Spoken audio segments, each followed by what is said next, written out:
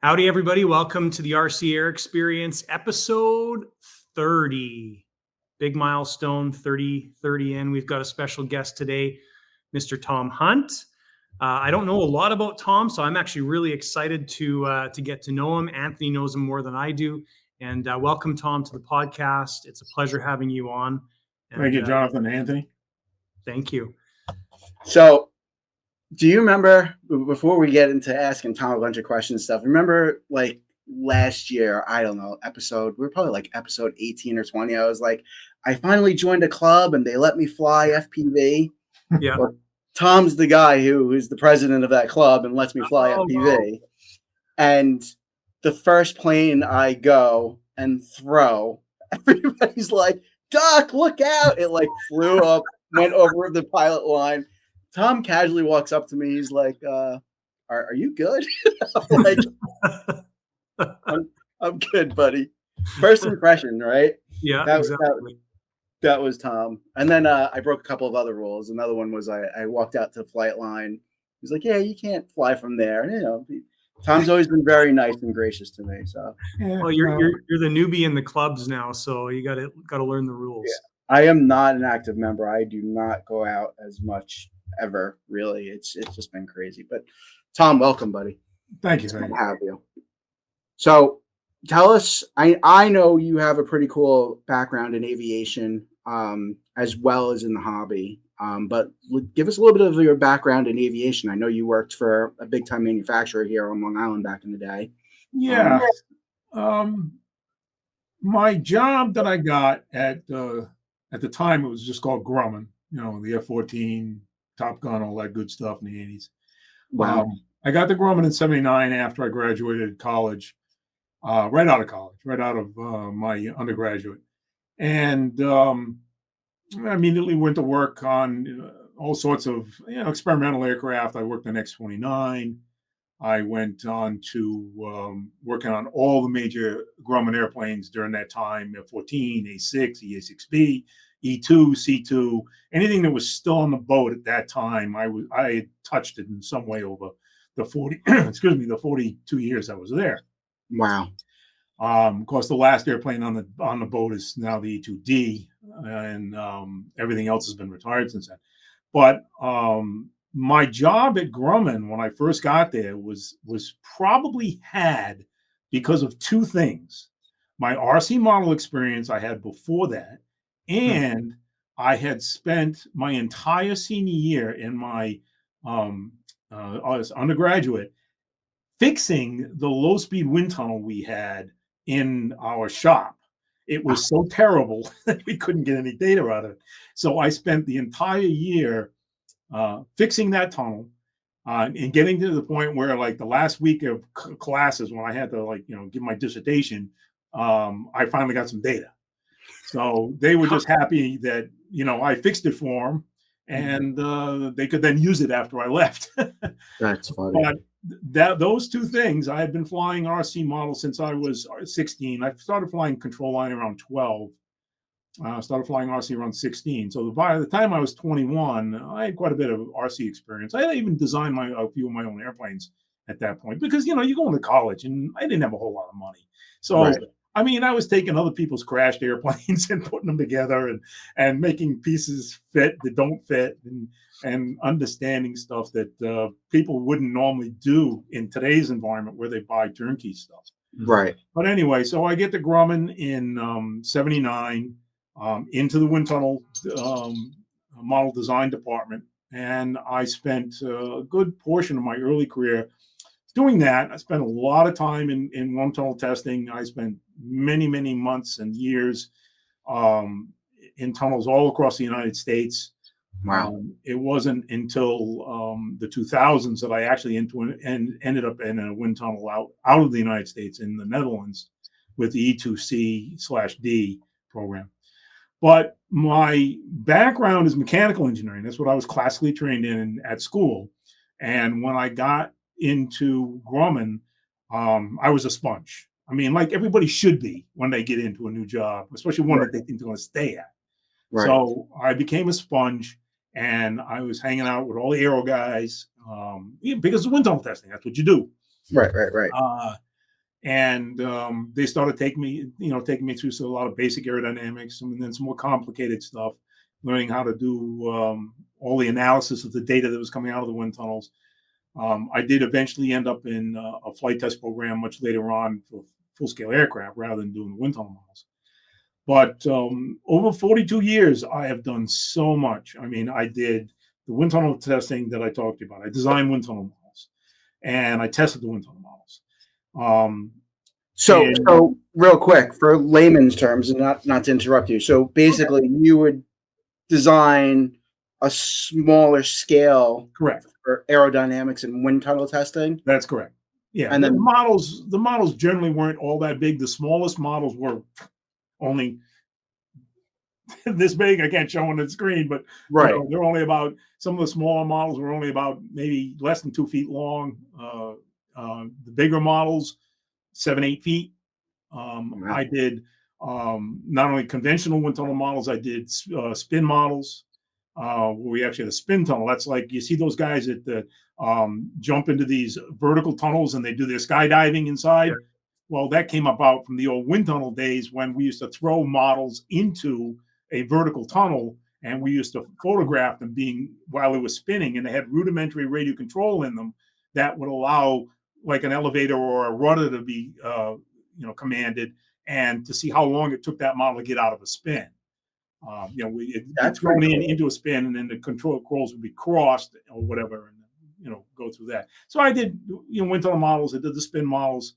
I did a drop model where we actually dropped the model, fully radio control model, dropped from a helicopter. That was all inertial. That was all inertially scaled, so it was heavy. I mean, it was really heavy compared to an RC model. So that was my early career. Then as Northrop took us over in 1994, actually before even that happened, the Grumman on Long Island was downsizing considerably. Right. They were moving stuff to Florida, Texas, wherever, but it was coming off Long Island.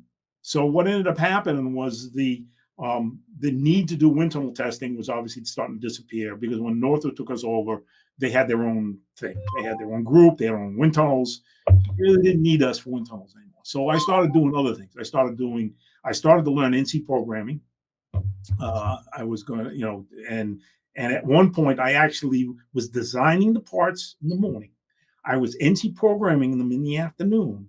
And because we didn't have enough people cleared on that particular program, because it was a dark program, what we call a black program, a secret program, I was actually running the machine at night. I was working 16 hours a day. Wow. For weeks at a time, designing, programming, and then running my own parts on the CNC machine. So that was a tremendous experience. You just learn so much when you get to do everything from start to finish. Of course, I made mistakes, but it was a lot of fun. Graduating from that, I moved on to structural design, structural test, and structural design, and I finished my career in the last few years working on now the only aircraft besides the E2, and I did work on the E2 quite a bit, but when most of the E2 program left in 2014 to Florida, I stayed behind and I worked on, we had a lot of subcontracts for the EA-18G Growler, which was not our airplane, but we built a lot of parts. Northrop Grumman built a lot of parts, midsection of that airplane out in El Segundo. And I worked on that airplane for what we call the tactical jamming. That's the pod that's carried underneath the airplane to jam the other people's radar, as we're going in to find targets, and we would blast them with X-band and all sorts of different frequencies, and not let their assets see us. Literally what you're doing is you're lighting up a light bulb so bright that they can't see through. Right. So I was working on those pods on the E-18G Growler at the end of my career. It's not airplanes, but it was still aerodynamics. I had to do, all sorts of studies. It's still cool stuff. I mean, it's not too many people get to say they worked on stuff like that. So it's still cool stuff. It's not. I mean, probably the coolest thing I have to say that I ever worked on probably was X-29. That was early in my career. To see all the wind tunnel model testing that I did and some of the design work that I did turned into 2 airplanes. We only built 2 for DARPA, and they are still to this day the most flown X airplane that was ever produced by the United States.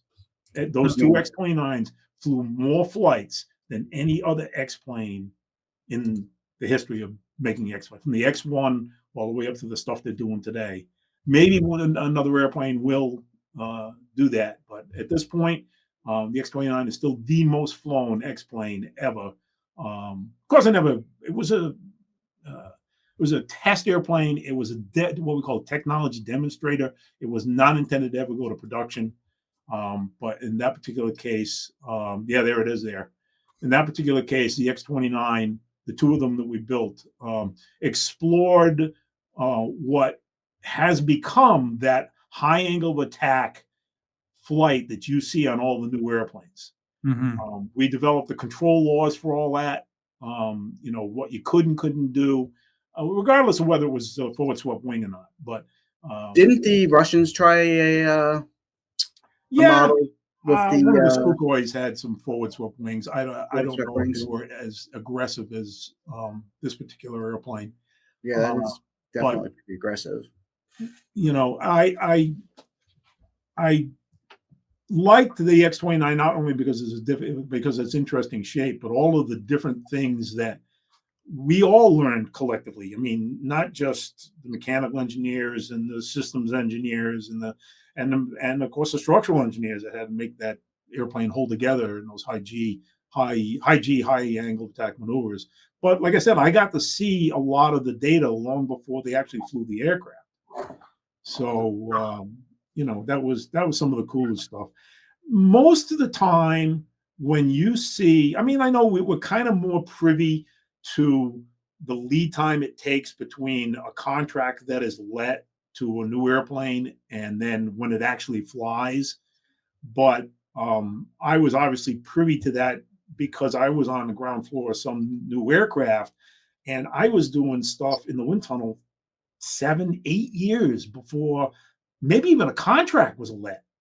And then, on from there, how long it takes to actually get an airplane from concept to first flight of a prototype, and then even production aircraft after that. Now, I'm not involved with the B-21 program, obviously, since I've left the company. I was only minorly involved with the B-2 and some follow-on stuff while I was there. But the B-21 has impressed me at how fast it's moving.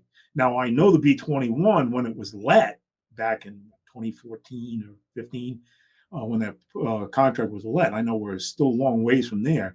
But I know that they were working on that thing a lot sooner than that. Even if we were spending our own money. So how long? So Trump was talking about the 47 F-47 that is coming out, right? Yeah. How long does that typically take to go from an idea we need considering they're not expecting that to be flown until probably 2027, and even though they've flown a prototype of the aircraft, and even before that prototype there may have been other vehicles before that. I don't know, but I know from my history in Northrop Grumman there may have been other vehicles, and certainly a lot of internal testing before that. But today's technology of what you see eventually fly, what they allow you to see, there probably are many, many, many demonstrators before that of various types that get flown that you never see. And most people don't even care about them because they're just research airplanes, study airplanes. But we always build, obviously the B-21 is really not that much different than the B-2. So, we learned lessons with the B-2, mechanically, aerodynamically, all that good stuff. Realized that we didn't really need to make it as big as we did. So the B-21 is not as big an airplane, and it basically does the same mission.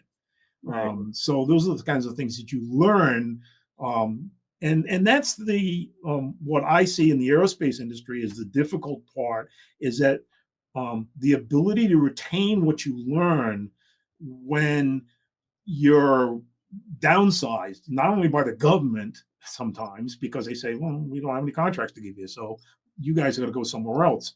Well, when you lose an aerospace engineer, a good one, not because he's retiring, but because he loses his job and he goes to someplace else, he's probably not staying in the aerospace industry because Yeah. he knows it's a volatile place. So if he's a younger kid and he leaves the aerospace industry, he's going to go somewhere else. He's going to go to medical, or he's going to go anything, maybe in the car industry, maybe. But he's probably not going to stay, or she is not going to stay in the aerospace industry. It's very difficult to stay in the aerospace industry with the climate that exists from the United States government of the continued downsizing of that, and the fact that they don't have the money, they don't want to spend the money on new aircraft. Yeah, we're getting the X-47, we got the V-21, but they're dragging their feet on the trainer. They're dragging their feet on a replacement for the E2 and C2. They say they're going to use the V-22 as an E2 replacement, a C2 replacement, the cargo airplane. And it can work for many of the situations. But we're, of course, at Grumman, Northrop Grumman, we were very upset when they decided to use the V-22 instead of this reprocured C2 Greyhound. Because it made sense, because the C2 and the E2 have so many the same common parts. Right. And so V-22, that's the Osprey, right? Yeah, they're going to be using the Osprey to do a lot of the work that the C2s are doing currently, and of course will be eventually taken off the boat. Didn't they have a bunch of reliability issues with the Osprey? They did, but they have gotten past a lot of those things. But anyway, so that's enough of my background. I would like to, if you don't mind, we'll move on to my modeling history. Absolutely. So like I said, so I started flying RC around 16 years old in high school. I was flying mostly out of squash fields, pumpkin fields, cornfields in rural Massachusetts, where I grew up. And I did teach myself to fly. Taught myself to fly on a Carl Goldberg half-ace Skylane with a Cox 049. You light it up, you throw it at a rudder and elevator, and they were on separate sticks back then, 2-channel, one on rudder was on the right stick and elevator was on the left.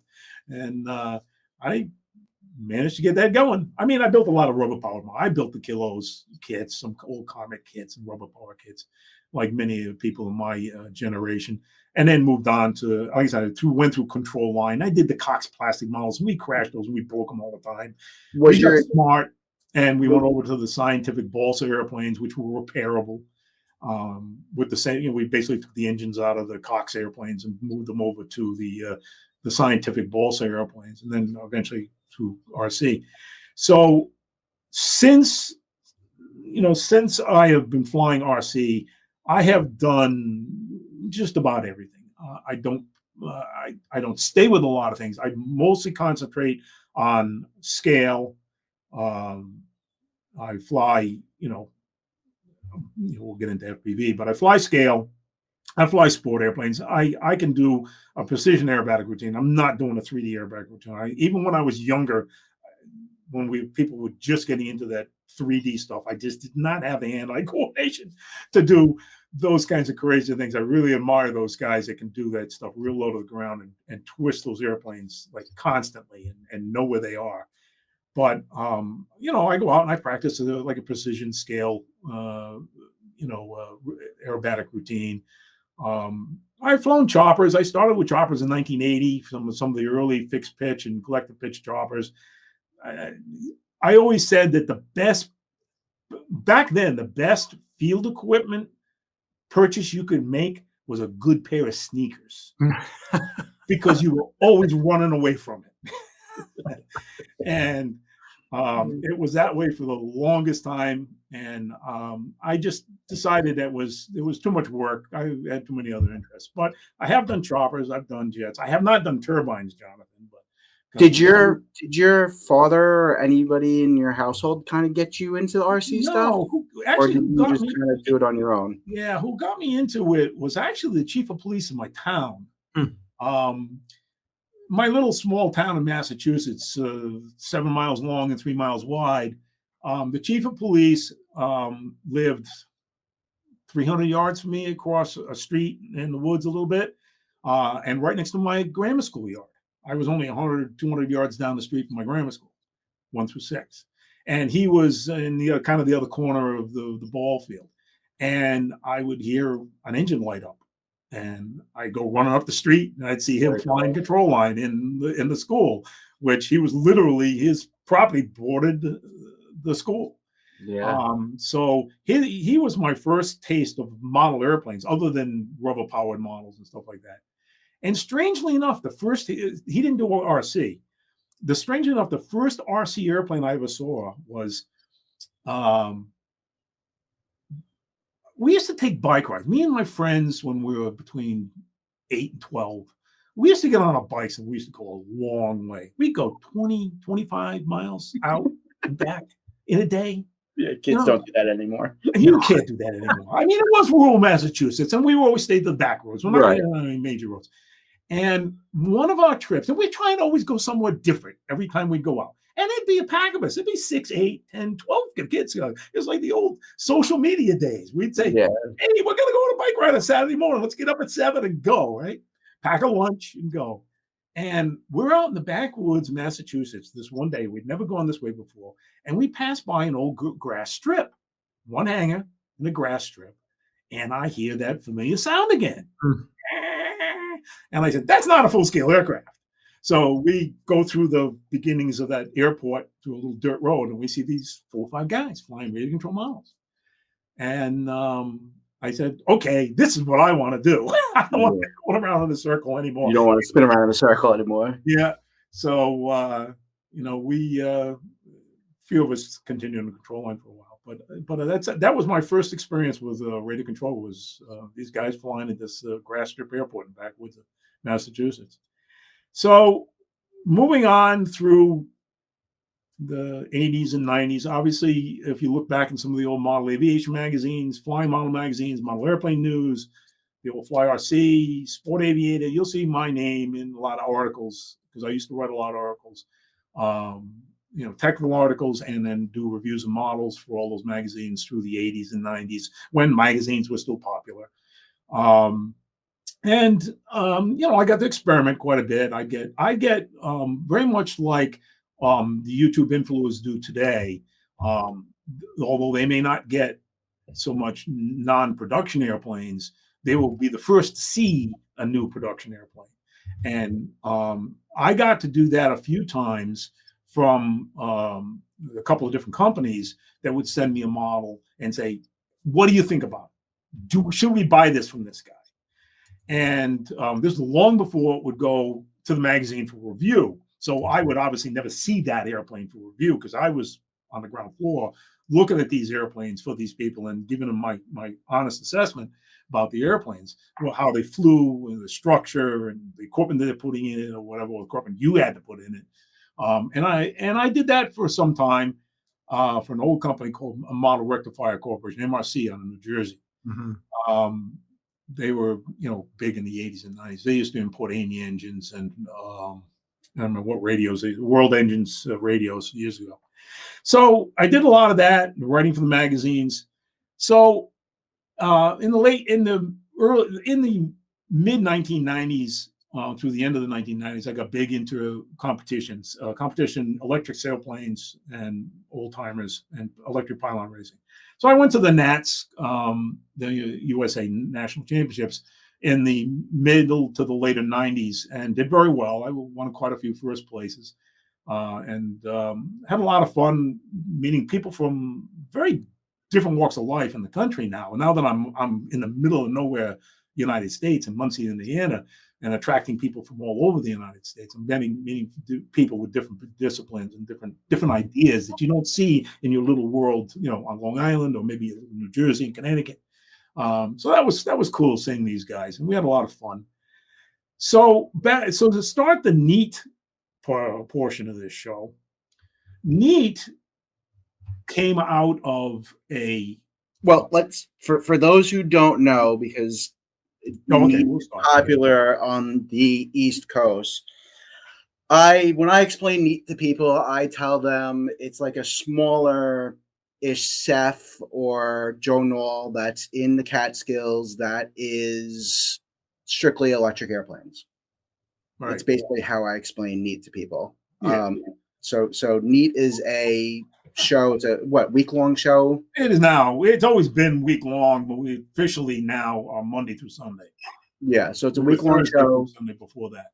in September, usually first, second week of September in the Catskills. Mhm. Last year was its 25th anniversary. That was the first year I actually attended, and Tom is the vendor of it. So just a quick background. He's the founder of it. Yeah, right? founder and event director. I mean, so to start the place at the beginning is that in 1980 in Quakerstown, Pennsylvania, a group of guys started an electric show, electric flying meet called KRC, Keystone Radio Control Club. And by the early 1990s, it had outgrown their own field, and they moved their show to another field in Quakerstown called Lubbock Aerodrome.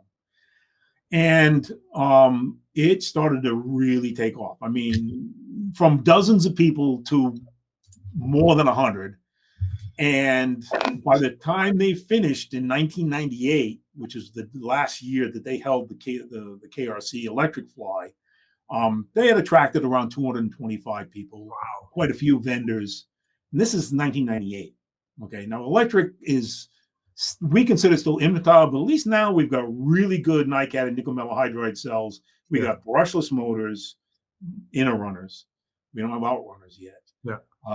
But so we're putting gearboxes or belt drives on the inner runners to get the kV we need to swing the props.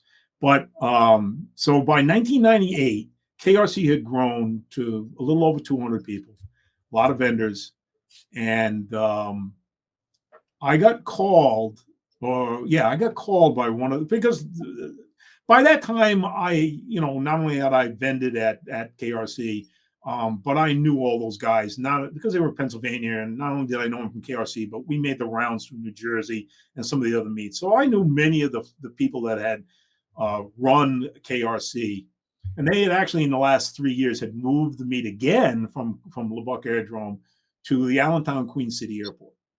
So what happened was in 1998, they had decided that they were not going to run the KRC show anymore. And the rest of everybody in the world said, you can't do that. You can't stop. Imagine if they stopped having Joe Knoll right now. A lot of people would be upset if they said, we're not doing this anymore. Go home. Right. Well, that's what happened, is that they had started something that had gotten so big. Now, that is not KRC. That's an old picture of the NEAT Fair. But KRC was finally held at the Queen City Airport. And I got told early in 1999 that they were not going to have it anymore.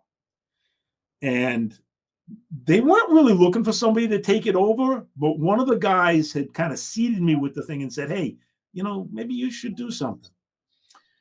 So, I started to talk to our club, the Silent Electric Flyers Long Island, because we were pretty big at that time. We probably had 60, 70 members at that time. And I said, do you want to try and do this? And the club said, sure, we can give this a shot. So I said, okay, well, we can't have it on Long Island. Nobody would come. The only people that are going to come to Long Island for a big meet are Long Islanders. Right.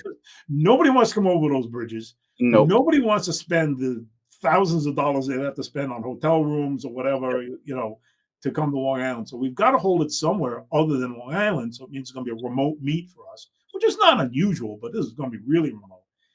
So I called the Queen City Airport and I said, hey, we'd like to run the show from now on. What do I need to do with you guys? He says, well, Tom, we'd love to have you guys back, but we're being sued by the United States government. And he says, we don't know if we're going to be here any longer. That throws a wrench into it. Apparently what they had done is they had sold property that wasn't theirs. Oh, gosh. So we did not want to start a new meet at a place that we may not have the next year. No. So we spent all of the rest of 1999 and looking for a place to have this new show. We had not called it NEAT yet, but we were looking to have this new show. And I sent out all my favors, called in all my favors from everybody I could think of. I said, go around, look around. Is there any place, Southern New York, Northern New Jersey, Eastern Pennsylvania, that we could have this meet? So a few people called me. I followed up a few leads, and then it was the same scenario. It was like place had a nice place to fly or lousy logistics, or it had great logistics and a lousy place to fly. So I was having trouble finding a place that met all the requirements we would need. So Joe Beshar, who was our one of our District 2 AVPs, he may have even been a VP at one time. He was a good friend of mine because I knew him from KRC and other things, and he was a very good friend of Bob Arabley, God rest his soul. And he told me, he said, I've got a friend that has a seasonal campsite that he said that he flies his model airplanes at during the summer. And he said, they might be interested in having, a big meet up there. So Joe, now this is 1999. This is before cell phones for us, at least, right? So I talked to Joe, and Joe tells me, now I know Anthony probably knows where Goshen is, right? Yeah. And he tells me it's just a little north of Goshen. It's not a little north. It's not a little bit north of Goshen. It's a long way. It's like a 2-hour drive from Goshen, right? It's another an hour and 3/4, 2 hours north of Goshen. Yeah. But anyway, that's pretty funny. So we get in. We said, all right, we got to go look at this place. Now it's December of 1999. So the campsite is closed, but the owner is still there, obviously. And so we get in the car, me and Bob Arabley, and we jump in the car and we go over and we see Joe Beshar. We have breakfast over in New Jersey where he lives. We grab this gentleman. His last name is, I don't know, Kowalski or Rubansky, but he called him Ski. Maybe it was too difficult to pronounce, so we just called him Ski. And we get it, and they get in their car, and we get in Bob's car, and we're following them to the campsite. And now, from where he was in New Jersey, it's still about a 2-hour ride or more, right? And we're driving. And Bob Arabley goes to me. He says, "Where the fuck are we going? There's no place to fly up here. My parents-in-laws live right over there in the middle of the woods. There's no place to fly around here." So Anthony now knows because he's been there once. Is it if you don't know where that place is, it's hidden. It's hidden. It's not. Well, so just to sidetrack a little bit, the pictures you have up now, is this where it's always been held at this location? Okay. Yeah. Wow. Yeah. And it's kind of first of all, it's like an electronic black hole because it's kind of like in a valley. In a valley of 500-foot mountains. Okay. Yeah. Okay. Right. So there's I was having problems with even GPS, even satellite stuff was having issues. There's no Wi-Fi. Well, they've got Wi-Fi in the place now. It's not very good once that many people get there. When there's only a few people there, the Wi-Fi works well. But when you start getting all those people in there, but anyway, cell service isn't a thing. It's like Tom's saying, you wouldn't just drive past it and be like, "Oh, there's the field." It's hidden. Yeah, it's on the other side of the river. You're driving down the river, which is on that picture on the left you can see the river on the picture on the right. Yeah, so you're driving down the road on the left side of that river. And you can't, even during the winter, you can't see the field unless you know it's there. Yeah. So you drive down, you see the site that says Peaceful Valley Campsite. So you turn in, and now you got to drive another half mile through the back roads and come out into where you see the pool in the upper right-hand corner. And that red building is the owner's house. So what you're looking at there is from that dirt road at the top, and what you can't see at the other end is actually 2,200 feet long. So it's good size. Yeah. It's from the road to the trees. See that dirt road where everybody's parked alongside to the trees is 700 feet. So we eat up a bit of it. We eat up about 200 feet of it for our logistics of our back row and our front row. But it is a very nice place to fly if you don't mind flying very narrow racetracks. Yeah. But those trees on your right, that's about at least a 45-degree grade all the way up to the top. It about is about 500 feet AGL. Huh. But anyway, so we meet the owner on December 8th, 1999. We meet the owner at his office, which at this point you still can't see this field. When you drive in his road, you see this gravel pit and you see this old cornfield. And I said, oh man, this is a big boondoggle. We just drove 3.5 hours for nothing. Huh. So we meet him at his office and we say hello and, we talk about a few things. And then between that red roofed house and that pool is a little road. And that's what we walk down. And then when you get down far enough, you can see the field. Mm-hmm. And when we came out into that clearing and we saw the field, we said, oh my God. Wow. It's like we've died and gone to heaven. Yeah. So I turned around to the owner and I said, okay, this is how it's going to work. I said, I collect pilot fees, vendor fees. You collect, I'm going to bring you, I don't know, hundreds of people to stay at your campsite after Labor Day. Yeah. All right. That's big. That was the key.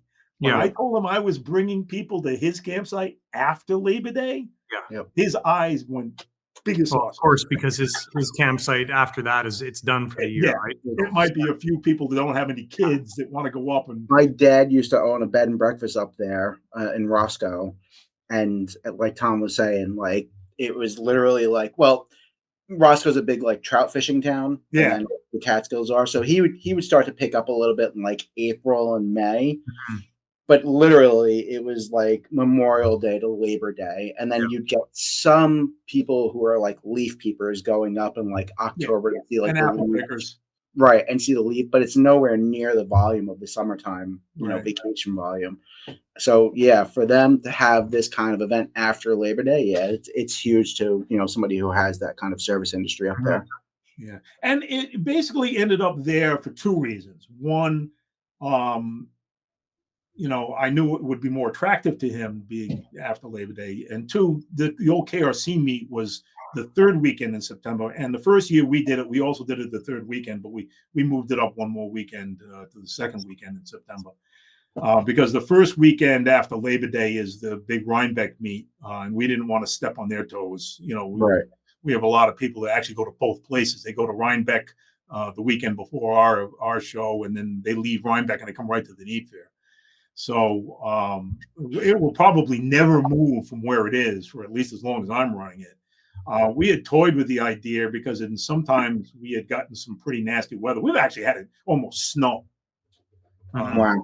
It's gotten so cold overnight that we've almost had some. We've certainly had frost on the ground on some, but we talked about moving it into August. But the campsite owner seemed pretty cool about that because he didn't want to have us there when it was busy, right? Because we basically take over the place. How many attendees do you think you average now? I know you said it used to. I think you said it used to be bigger than it is. Yeah, I mean we were always very competitive with the CEF meet. We would get close to 400 pilots in our heyday, which was around 2010. And around that same time, I also had like 50 vendors. Taking spots along the back row. We have settled down now. We made a slow decline to around 250 to 275 pilots a year, except for COVID year. Obviously, COVID was only 200, which was surprising in itself. But those 200 guys that came on COVID were the guys that I tell them if there was a hurricane coming up the coast, they'd still go there. They'd be like, it's got to be at least one day we can get to fly, right? Those are those 200 guys that have been coming almost every year for 25 years. They'll still come, but I get a few new names every year because it's word of mouth, obviously. Right. I get a few new guys every year. I lose people every year, not just because of attrition, but because maybe they become some of them are still alive, but they just become infirm. They just can't get around. Right. And it's an old hobby. We know that. We know it's an old hobby. We've been very fortunate in my club that we've attracted some younger people. I will see. We have a few kids, But we also have people in their 20s and 30s that are I think a part of that is like you were talking about social media before. You're kind of sort of social media famous at this point too, right? Because of Jay. Yeah, So, yeah. so for those who don't know, Jay's RC Garage, or Jay Kujan, I believe is his last name. He is good friends with Tom, and he'll do some videos on FPV stuff or head tracking and stuff like that. Some of those videos, those are Tom Hunt's FPV setups and FPV planes. Which I think it's awesome, Tom, that you fly FPV and you're into FPV, and I think that's cool. I really do. Well, again, it was kind of like, because I grew up through technology. I'm going to be 68 later this year, but I grew up basically with technology. I went through the early stages of the radios before they were computer, and we would flip up a thing and we have little switches to throw little pots to turn and little switches to throw to make our radios work the way we wanted. So, I mean, I was never afraid of technology. I couldn't be, not being an aerospace engineer. Yeah. So when I get to the point where I see guys starting to do, FPV flying, I said, oh, maybe I'd like to try that. Well, quite a few years ago, I had a little incident in my right eye that I got a big honking floater in it. Nobody wanted to do anything to it because they were telling me that I could damage your eye worse than just leaving the floater. Maybe it'll break up, maybe it won't. But it was like a windshield wiper. It was actually attached at the top of the eye and the bottom of the eye. And it was sitting there, and as I moved my eye around, it was like a windshield wiper, a vertical windshield wiper going across my eye. God. And I was having difficulty seeing flying line of sight, because when that thing got in front of me, I was now only working one eye. Right. So I was only flying bigger airplanes, and I was still keeping them close, and I was starting to not enjoy the hobby so much anymore. Mm-hmm. Kept going to the doctors, and they said, yeah, it might break up for you, it might break up, it might not ever break up. I said, well, so I started doing some FPV, and I noticed that now with the goggles here in front of my face, I didn't see that floater. Right. It was not in my depth of field. And I said, okay, this is cool. I can fly anything I want now if I put an FPV camera on it, because I don't care what it looks like, and I'm inside. I don't have to see I don't have to pretend to, pay attention to what color it is and which way it's banked. I'm going to fly from inside. So I was surprised. I saw a short that you guys put a head tracker set up in the Motion RCB too.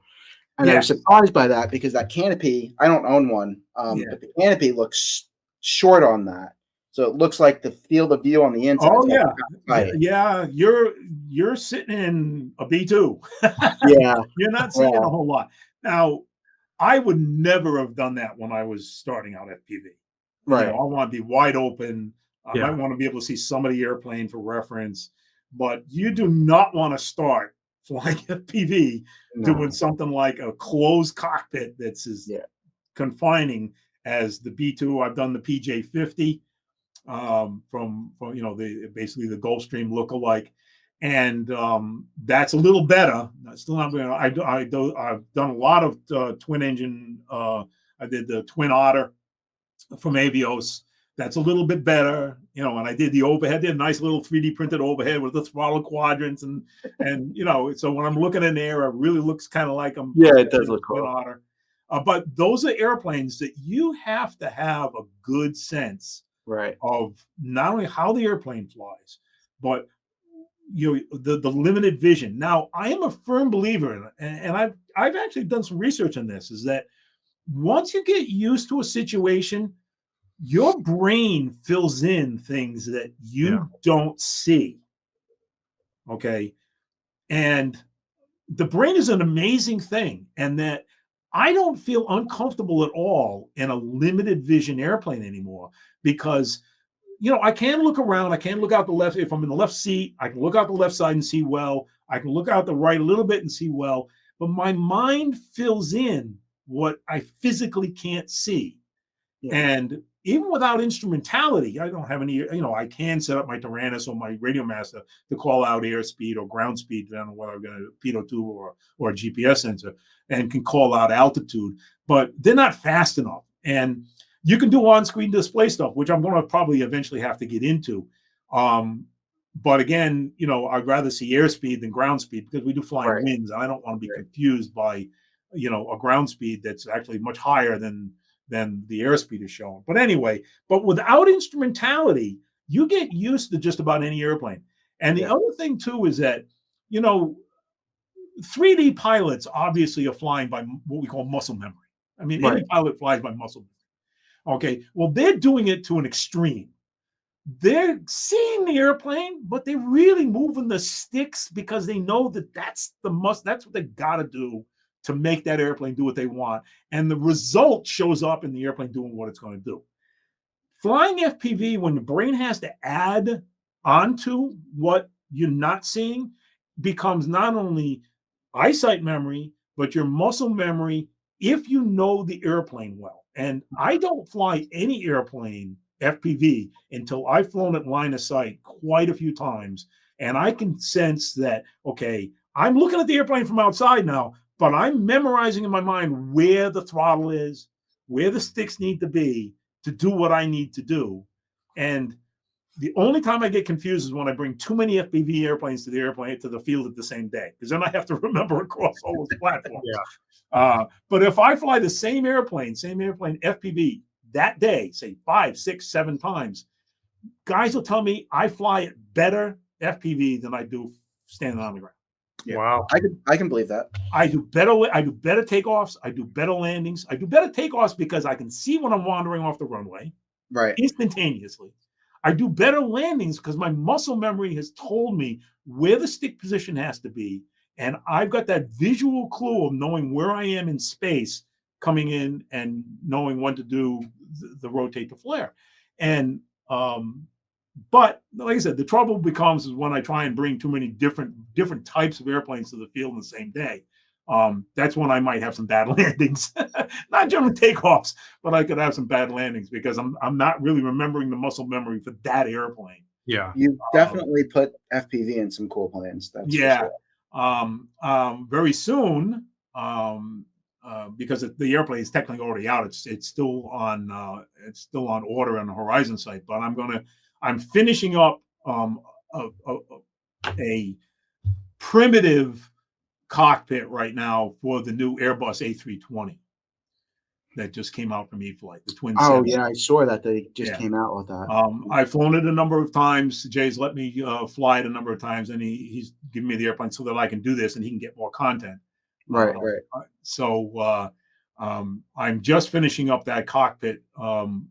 Everything is in. It's functional. I could fly it tomorrow. How big is that? But I haven't done any detail in the inside, and I generally don't do that until I've flown it a few times FPV. Because 1, can I see well enough to fly it well enough? 2, is it worth my time? Right. Maybe I did it. So, it's no different than my PJ50. No different than whatever. Maybe is that a bigger plane? Is it? Then what's the wing? And then, what's the wingspan on that? No, it's only 1,500. Okay. Yeah, it's not a terribly big airplane. It flies extremely well. I mean, for twin 64s. For twin 64s, it flies very well. It's like seeing. Have you ever seen some of the demonstrations they do at either Farnborough or the Paris Air Show with a new airliner? When these guys take off in 1,000 feet and they pull the nose up to about 60 degrees, and then they push over at the top, because there are no passengers and they've got enough fuel to fly around the field twice. Yeah.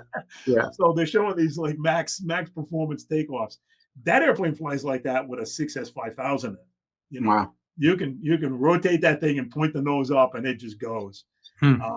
So not that I'm looking for that in an airliner, but it is nice to know that the few times that I have had to go and do go-arounds very late in the approach, that it's nice to know that there's some chutzpah behind that airplane. So to get you have a lot. I mean, and we didn't really touch on it, and we're getting close to an hour. We're probably not going to talk about it a lot, All but right. you've been all over the hobby. Obviously, you have a lot of aerodynamic experience. You help Hobby King test and design some of their new Yeah. models and stuff like that. Do you have a specific type of plane that you like? You know, John likes jets and turbines. I kind of like warbirds. Is there something that you kind of gravitate towards? Um, I'm kind of I would say I'm kind of moody. uh, I love World War II warbirds. Done a lot of them FPV and of course line of sight. You know, I love the Mustang, the Spitfire, the Hurricane, Focke-Wulfs, P-47s, Mosquitoes. You know, I love all that stuff. I've gotten away from it recently since we've gotten a runway, the Geotex runway, the Wingnuts field. I've gotten more into the jets, so I've been doing those more. But I will probably go through a cycle and go back to my warbirds. But my first love still probably has to be warbirds, propeller warbirds, and then secondary Korean War jets. I love the Korean War jets, the Panther, the Cougar. Yep. You know, if they come out with anything else, or even maybe even into the late 50s, there are a number of jets I would love to see anybody do. And I don't care if it's Free Wing or it's Hobby Right. King or it's anybody, but you know, I don't know, even E-Flight do some more of those Korean War jets because they fly so good. Yeah. I mean, you don't have to do a whole lot to them scale wise, and they fly really well. So, but yeah, warbirds, propeller warbirds are probably my first love.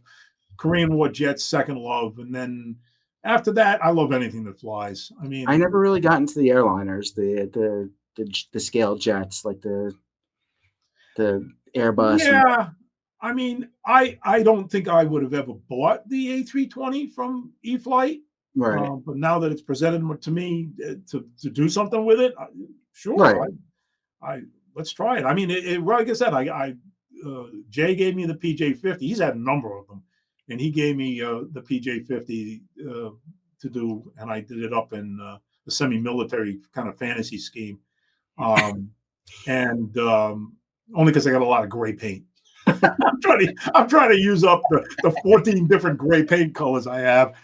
I actually did my my FMS Viper in a pseudo military gray trainer scheme because I got a lot of gray paint. I got a lot of olive drab too. I got to stop.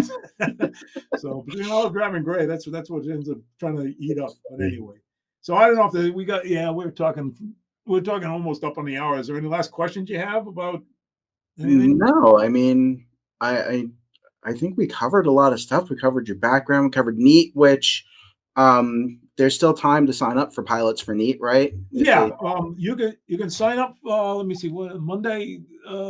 Sorry, the 22nd of August is the last day for online sign-ups, but you can still come to the field and sign up when you get there. That's not a right. problem. So if somebody shows up on Friday or Saturday, they can just Oh yeah, come and no sign up. problem. And you need your AMA number, right? To Yep, be you able need to to fly. bring your AMA card with you or a screenshot on your phone.